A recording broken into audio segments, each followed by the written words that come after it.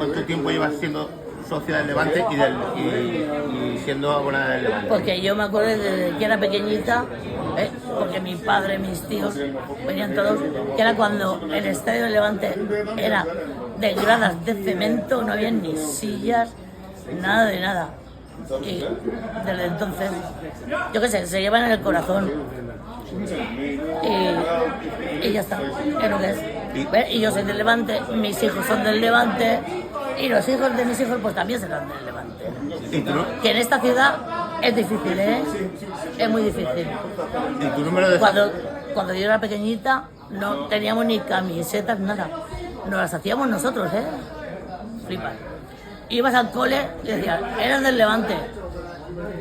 Por favor. Hemos sufrido, porque estos se creen los más grandes, pero ya no son, ¿Y tu número de socio del Levante? ¿Ahora? Sí. 605.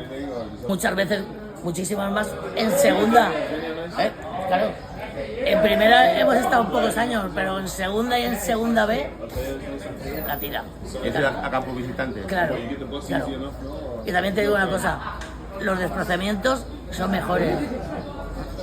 Porque, a ver, vas a ver al Madrid o al Barça, te meten ahí arriba del todo que no ves una mierda, encima te ponen una red.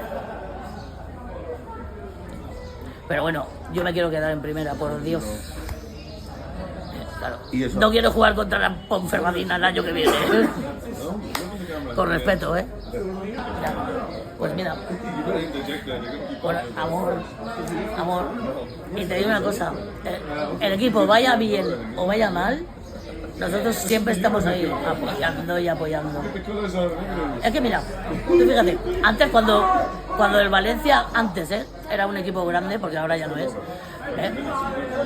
es muy fácil, un niño nace y dice, ¿de qué equipo soy? De que gana, ¿no? Eso es fácil. Pero ser del otro equipo de la ciudad, porque somos dos en la misma ciudad, Pero mira, pero ellos aún se creen muy grandes, aún. Y bueno. Ya está, gracias. Ya está. No, y una cosa te voy a decir. Mi pareja del Valencia. ¿En serio? ¿En serio? Digo, no hay gente en Valencia, Pues no. Bueno, pues gracias. Parece ser mejor. A ver si salgo en la tele.